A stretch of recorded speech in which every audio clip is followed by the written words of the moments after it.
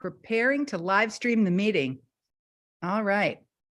I'm going to give it one more minute. Meeting is now live streaming on YouTube. Hey, everybody. Welcome to the Media Education Lab.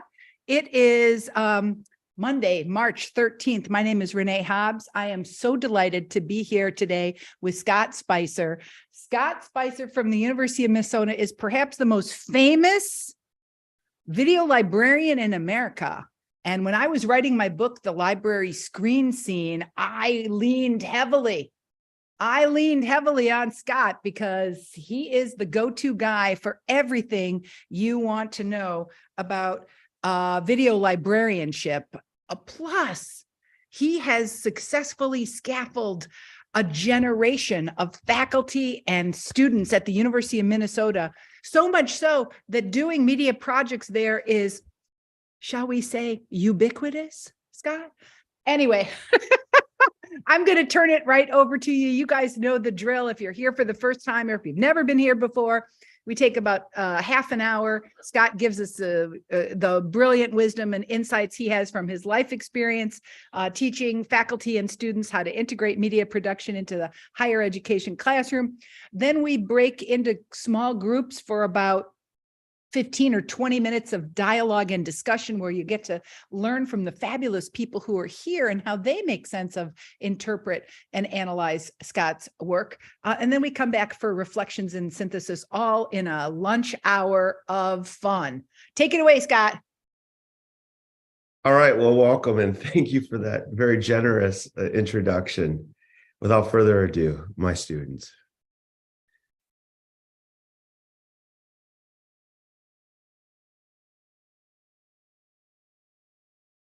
I never thought I would take an elective English course, but I thought service learning sounded fun and was looking forward to being introduced to community organizations. Since then, I've spent 2 semesters in elementary school classrooms helping with reading, math, and science. Beyond learning patience and skills of teaching, the classes helped me reflect on my own education while looking through different lenses. Working with one 4th grader who told me, "I'm stupid because I have dyslexia," made me reflect on my own experience with undiagnosed ADHD. I made sure she left that room understanding that just because her brain works different doesn't mean she's any less smart than any other kid. It just means she has to work harder to show how smart she is. In the assisted living, it was hard to find the line dividing poverty from mental health. The connections I made gave me a drive to find the means to do more to help address these broken systems. It wasn't until I switched my major to neuroscience my junior year that I decided to join the Community Engagement Scholars Program in order to better articulate my community service experiences. The reflections for CESP helped me understand how my community work fit in with my career goals. I'm committing myself to lifelong community engagement, not because I want to change the world, but because I want to feel and create belonging. When I started college, I wouldn't have been able to articulate why I wanted to be a physician or why I wanted to volunteer in the children's hospital beyond that I liked kids. The Community Engagement Scholars Program has helped me find my words. Being a physician captures my love of learning and science, but more than that, it is lifelong community engagement in a position where my voice as an advocate can be amplified.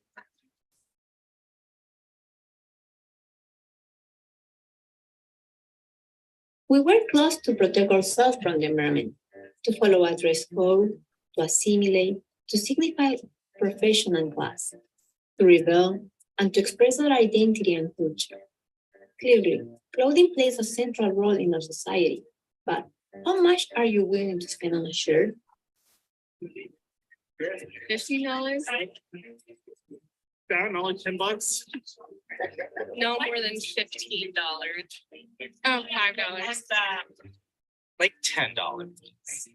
So there's a lot of negative ramifications on the supply chain because these cost-cutting measures have put a lot of pressure on suppliers to cut labor standards and also on the environmental practices that they're using to create these clothes. These labor effects include child labor, unfair wages in clothing factories, and unsafe working conditions. Environmental effects arise because fast fashion is the second most polluting industry in the world, releasing greenhouse gases, untreated chemical waste, and microplastics. Bodies of water that community members and wildlife alike rely on become contaminated, due to waste in the runoff. Due to the low quality and the short lifespan of these clothes, they are likely to end up in landfills. The grand challenge involves complex systems in different sectors with a diverse group of stakeholders. The big picture can be quite overwhelming. In order to narrow our scope, we are focusing on key stakeholders with the highest interest and power to generate change. Manufacturer-owned retailers, governments, non-governmental organizations, and social media influencers can easily connect to consumers. One of the biggest problems with the supply chain and it being global is that that's a problem that's hidden from most consumers. So the average consumer of clothing has no idea about the impacts that their clothing has. And so that's made it easier for brands to hide that impact. So one of the biggest things that we can do to get started on this conversation is to increase the transparency in our supply chains as brands, or to put pressure on them from outside sources like the government to have to disclose some of these practices.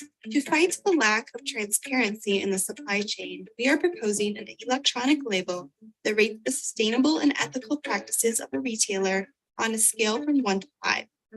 This rating will be based on 4 measurements. 1, the amount of recycled material that re-enters the supply chain. 2, wages of factory workers. 3, amount of annual income that companies are giving back for social development. And 4, the presence or absence of transparency in their supply chain. Non-governmental organizations watch this data from the retailers, the workers, and community leaders. This label will be communicated to consumers with the help of social media influencers.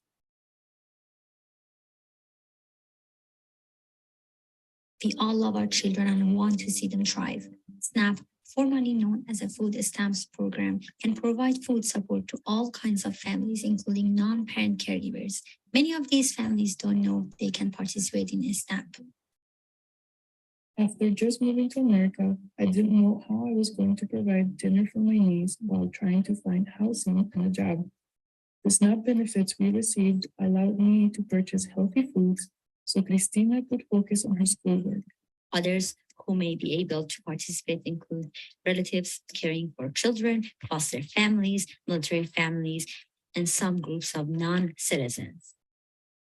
Learn how you can help reduce challenges on your plate by increasing the food on your child's plates.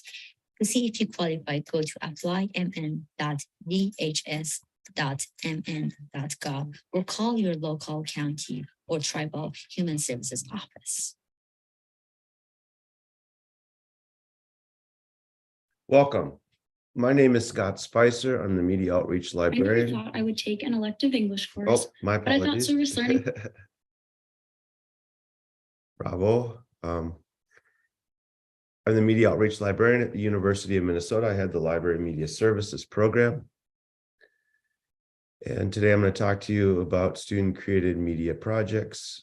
But before I introduce myself, I consider it critically important for all of us who work in any kind of regard with related to student-created media or any kind of work, that we are careful to center our students above ourselves. And so that is why I start my presentations these days with my students' voices rather than my own. I recognize that I am their messenger, and I'm working towards actually getting them to do presentations with me. So it's just something that I want us to think about as I go through this presentation. This really isn't about me. However, I did write a book, and student-created media, designing research, learning, and skill-building experiences. Everything I'm going to talk about today will be in that book, and I want to give a great thanks to Dr. Renee Hobbs for her fabulous foreword and for having me here today in that book. So what is student-created media? When we're talking about media projects, it's important to recognize, and this is not going to be news from the media educators amongst us, that we're not talking about a monolithic experience. We are, in fact, talking about a wide array of different media, different genre, different modalities to help us think about some possibilities. I served a fellowship at the Institute in the Environment, and I curated a gallery of student-created media projects. And I'll go and start off with just a brief overview to give us some concepts here, some ideas. Unfortunately, given the limited amount of time, I can't go too in depth. But I encourage you all to peruse this resource on your own. Now, this is sustainability related, but you could apply these projects to virtually any topic. They're not, exclusive to sustainability. That just happens to be a topic I'm extremely passionate about.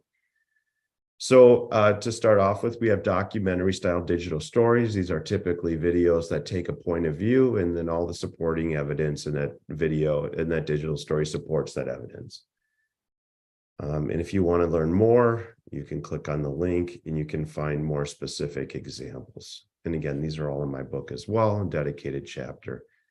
Video investigations are more balanced, multi-perspectival pieces that show, just as we just saw in the last video, multiple stakeholders and considerations of the same topic. They are relatively balanced insofar as any media can be balanced, right? There's always a point of view, obviously.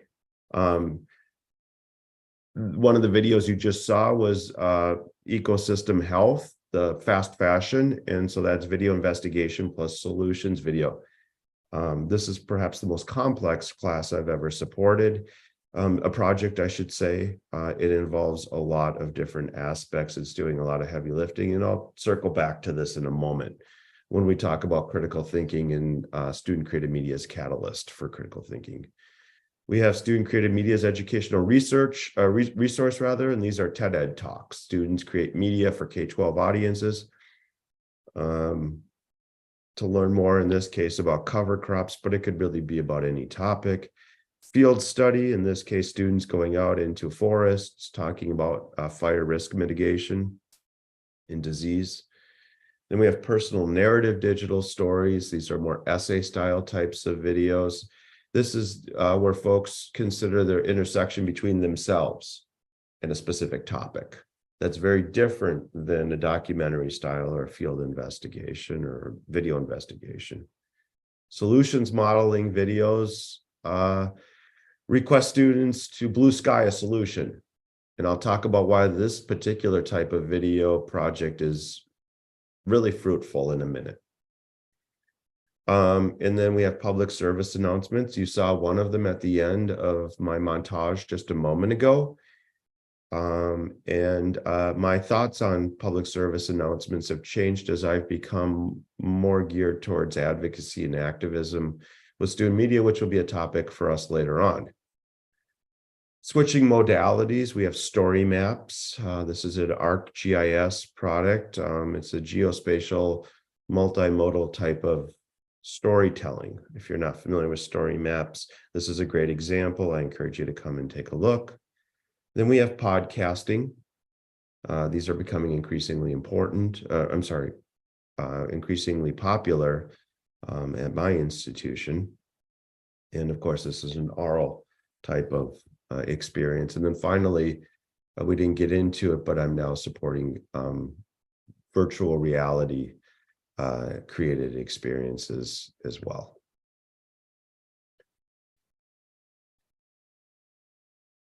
So to help us make sense of a media project, I have come up with, I developed developed a hierarchy of student created media potential. This is an aspirational hierarchy.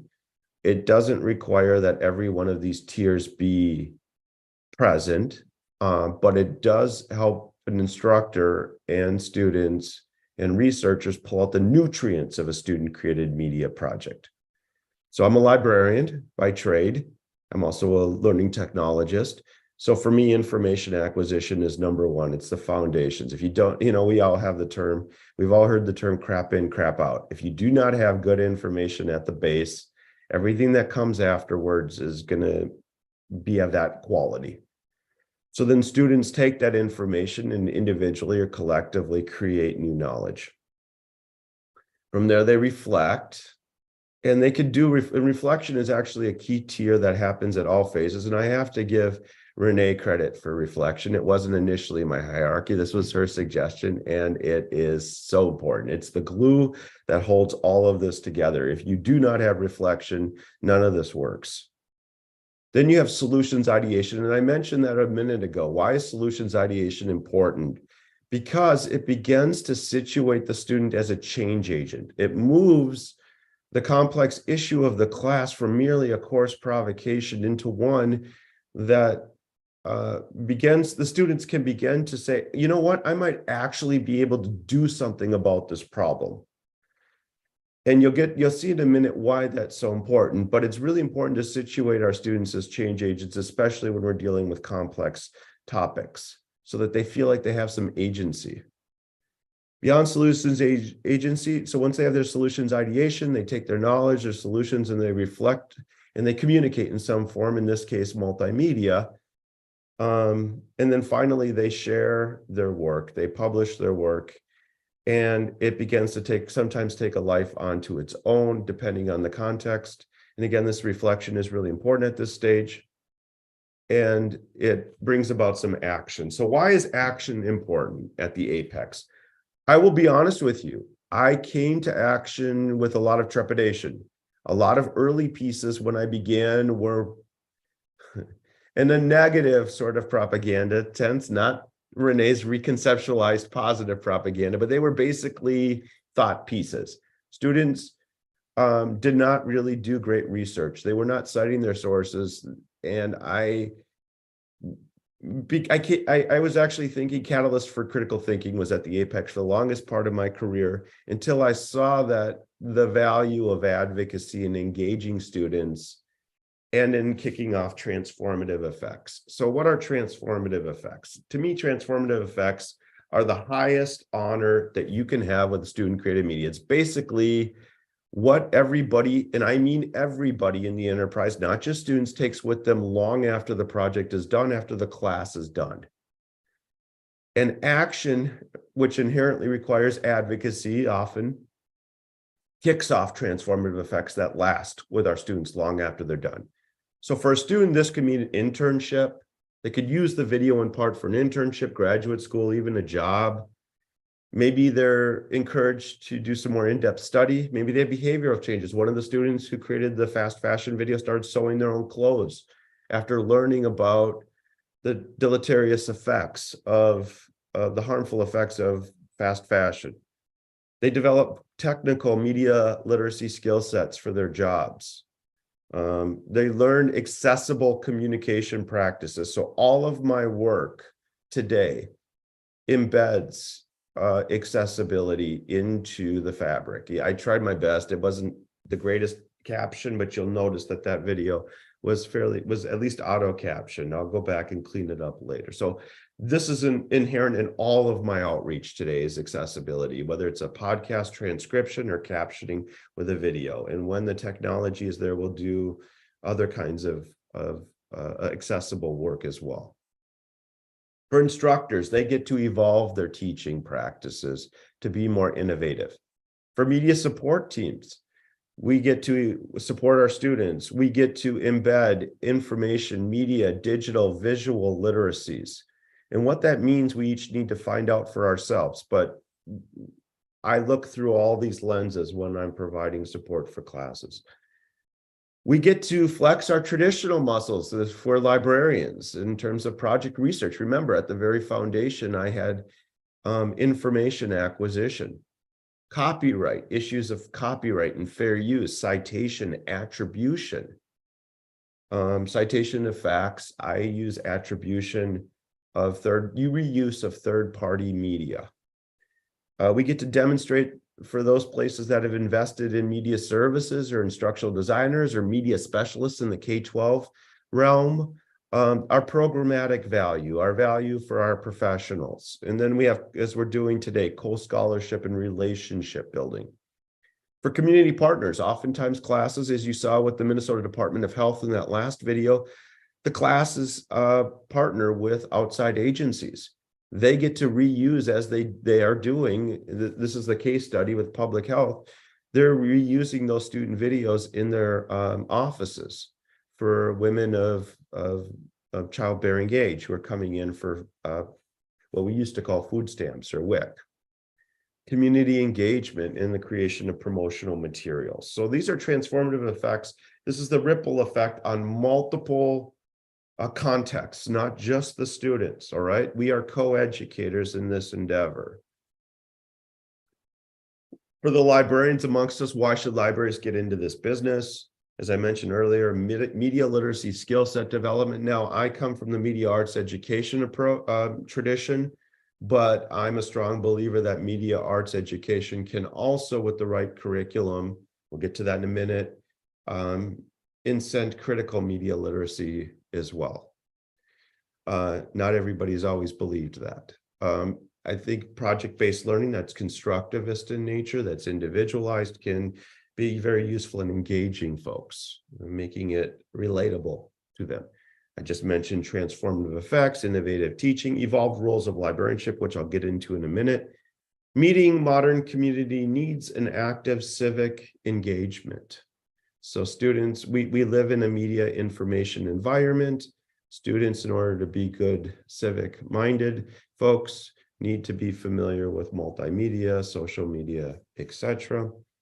And then research skills, obviously, this incents research skills at multiple project levels, especially when we're dealing with complex topics. For libraries, this can support for massive institutional impact. For example, as Renee alluded to, the University of Minnesota first-year writing program now requires all students to create a media project. That is 5,000 students, over 200, I think it's 260 classes that we're supporting. Not all doing digital media, but a lot of podcasts and websites. And I've developed, I don't have time to get into it here, but I've developed a scalable, mostly an online solution to reach all of these students. And we can talk later if you're interested in how I reach 5,000 students plus. So evolved roles of subject librarians, so coordinating support with multiple parties, subject matter ideation. So you get to, a lot of our subject librarians have multiple degrees. They get to go back to their graduate school, their PhD, their MA, and whatever their field, and they get to bring that disciplinary discourse and that media, that subject matter expertise, and also be embedded in the class with media project feedback. So for subject librarians that might be feeling a little bit in the rut of doing the same thing over and over again, this provides a new lease on life for them, as well as the teachers, as well as the students. And that's what I'm about. I'm about transforming education. Closing the loop.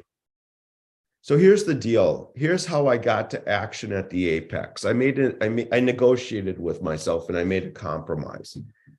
I said, okay, we're okay doing advocacy at the top because we really need those transformative effects. But here's how we got to do it. Students need to have their assumptions challenged. And in order for their assumptions to be challenged, they need to be exposed to multiple perspectives, especially those that we disagree with. Somewhere in the curriculum, it doesn't have to happen in the media project. So when I work with an instructor, I'm looking at the overall landscape of a curriculum, not just the media project. Now, you can't just do a superficial essay of all these perspectives and not internalize. So for that reason, somewhere in the curriculum, whether it's the media project or not, they need to have a personal reflection component. So you need to have both. And I call this closing the loop.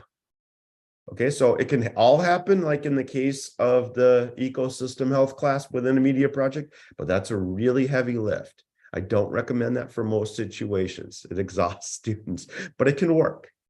But somewhere in the curriculum, you need to have a multi-perspectival position, and you need to have a personal reflection exercise. I don't have time for this today, but there are 21 key questions that I ask instructors to get down to when they're initially designing or they're refining their media project. They're all in my book, they're here, but there are questions like how many, who's the audience? So we're thinking about the rhetorical context here. right? So they have to pick out their context. What's the point? Are they making this video to inform people? Is it for advocacy? Is it for entertainment? This is from straight out of Create to Learn. Thank you, Renee. We get down to those brass tacks before anything, right? Do your students have prior media experience? What's their technical self-efficacy in terms of their experience? What kind of project release forms? We talk about authors' rights. Do you understand that the students get to retain rights to their own information? And if they don't want to share their information, they don't need to. That is not your choice as an instructor. And we have to have some delicate conversations sometimes. There are a lot, I don't have time to discuss it today, but there are a lot of good reasons in using reflection why folks might not want to share their project openly. Accessibility requirements, obviously, subject knowledge. There are a whole lot of different questions to ask. I find that if I go through these 21 questions, we end up at a really high quality assignment if we can answer all these. One of the exciting aspects of media is that it's not just curricular, as I mentioned, it can be co-curricular or extracurricular. When you move beyond the classroom walls, when you partner with external agencies, either the students themselves or the projects themselves take on new lives, and that's where you're going to get those transformative effects that are so rich. And those are what I'm looking for, and I do follow-ups. How did your life change as a result of this project in some way? It doesn't happen all the time, maybe only 3 or 4%, but when it does, it's extremely exciting. So this is what I mean by extending project benefits through curricular and extracurricular activities. If this was my librarian presentation, we'd be going in more in depth here, but I don't have time today. Suffice it to say, you need to have the proper equipment, software computing, media capture spaces, some media creation professional support. We have a media specialist, Charlie Hines, that works with me, as well as some students who are media savvy who work with us. And we build online scalable solutions because we can't obviously meet with every student in every class, especially when you're supporting 5,000 students. So we also do, in some classes like ecosystem health, we'll do some in-class, we'll do some library site-based workshops. My book goes over all of these in depth, each with dedicated chapters, if you're interested in building this kind of program for your institution. The pandemic. I could spend a year talking about the impact of the pandemic on student-created media. I'll just say that we had to act fast, and we now, we learned how to do it yourself, kind of lower technical, challenging projects for the pandemic. So students, we moved more towards visual literacy and the use of still imagery in our media projects, a lot more podcasts during the pandemic. The more advanced video creation, not quite as much. We moved to a remote course support model, and now we also provide remote individual. So I'll drop into classes now, or I go in person. But remote is now an option. Before that wasn't an option. I couldn't do a class support through Zoom. And we also have remote individualized student consultations. A lot of our iMovie support now happens over Zoom or Hangouts. I'm just wrapping it up here. I'm mindful of the time. It's really critical for all of us who do this work to bring visibility to our student work. This is a core principle of the Reggio Emilia philosophy, of which I build all of my work. Okay, I talk about the impact of the Reggio Emilia philosophy on my lens of the world. And one of those core lenses is bringing visibility to student work. I do this through online media project galleries. You just saw one of them. I have others that I mentioned in the book, the Sustainability Gallery. We host libraries could host media projects and exhibits. Again, amplifying the voices of our students and our instructors who are taking risks. Again, I don't usually work with media intensive classes. So for an agronomy instructor to take on a media assignment, we want to amplify and celebrate that kind of risk taking, especially when it's good. And we want to showcase media projects and publications, conferences, and webinars as we're doing now. Looking to the future, we're working now to support student-created virtual, augmented, mixed, hybrid reality experiences. This is the last chapter of my book. Story mapping is there as well, but I've been caught up in some ethical concerns about what happens when you move from representation to experiential immersiveness. And before I dive into giving my institution guidance, I need to work out these ethical compositional concerns before I give advice. And then, of course, we have to research and share practices. And then finally, scholarship is critical. And there's a couple of organizations, of course, the Media Education Lab, but also the Films Media Roundtable, of which I'm a past chair, the American Library Association. There's a new kid on the block, ACTAL, the Association of Creative Technologies and Academic Libraries. If you're interested in how libraries intersect with these technologies, here's the next, here are some other organizations. And then finally, here's the other future. You want to know why I'm doing this? I do care about our current generation. But in reality, if I'm being completely truthful, I have literal skin in the game.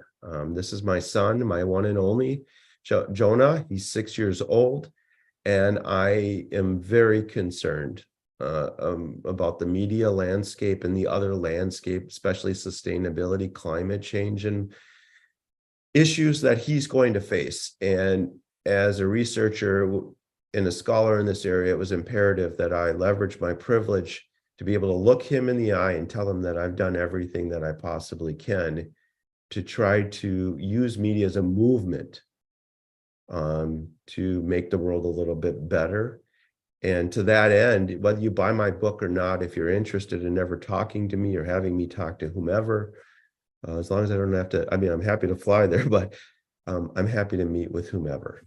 All right. And so with that, here's some information if you want to buy the book, and Renee's lovely quote is there. My editors love Renee. And here's my contact information, and we'll get to my question, the questions for today. Okay, Scott, thank you so much.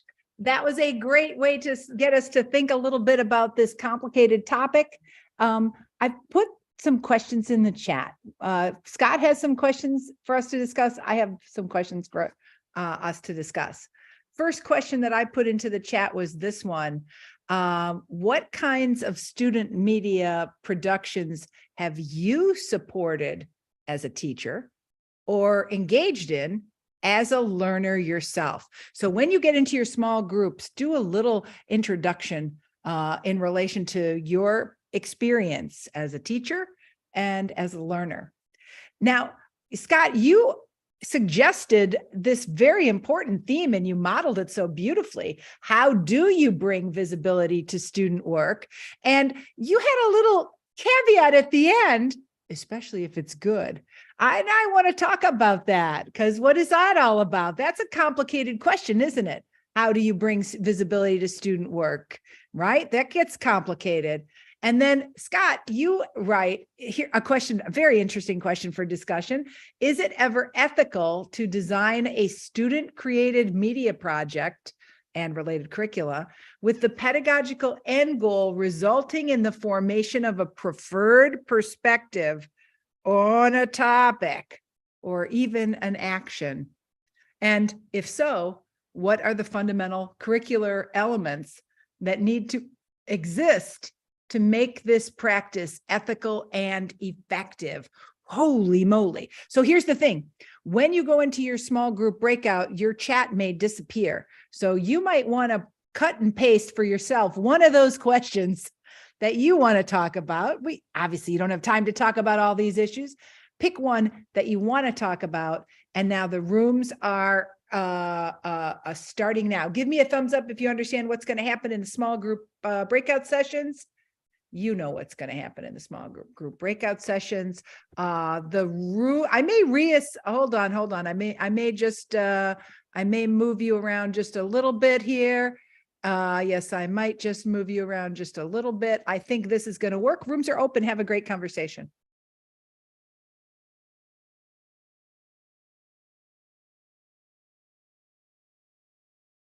If you have trouble getting into your breakout room, just let me know and I'll come help you out.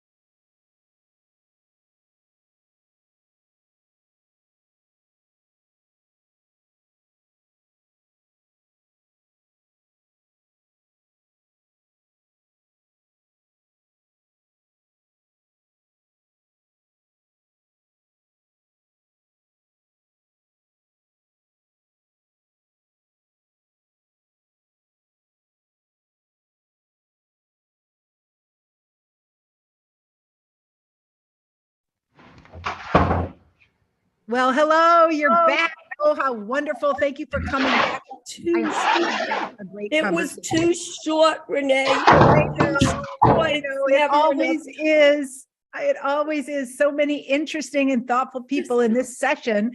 But we're going to do a little bit of synthesis. I'm going to ask you to make a 1-minute comment of something that came up in your room that you thought was interesting to you. Raise your hand. I will call on you.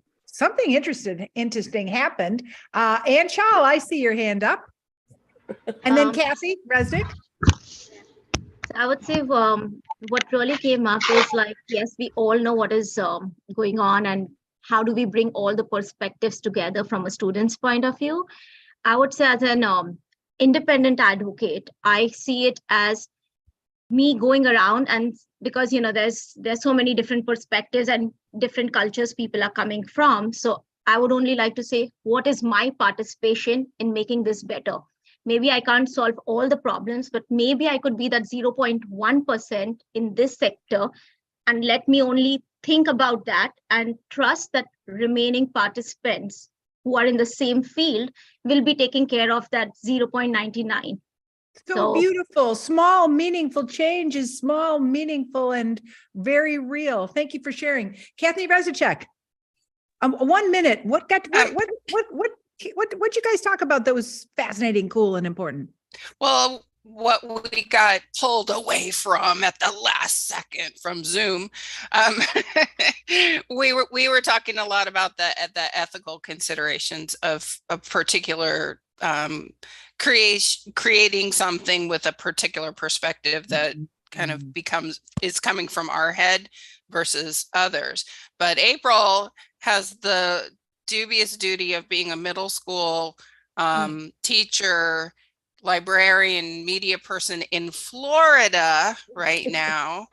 So her point was, if I don't give them my perspective and we don't focus on that, then they're not going to have that perspective to think about because of the way everything else is going. So I thought that was very important. And really quick, I realize I do put more of my perspective in assignments than I actually thought, now that I'm thinking about it. So awesome. Thank you for sharing. I just want to add that dealing with middle school is very different than dealing with university students at the point of development that they are in their lives. And I would also add in, and they want to know about you. If you are that kind of a person that's open to sharing certain things about yourself, they want to connect to you because they're probably not connected. They want to be with the parents. That's right. Great point, Barbara. There's a different ways this question rolls out at different stages of the life. What was an insight that emerged from your discussion that you want to share? Scott. Hi.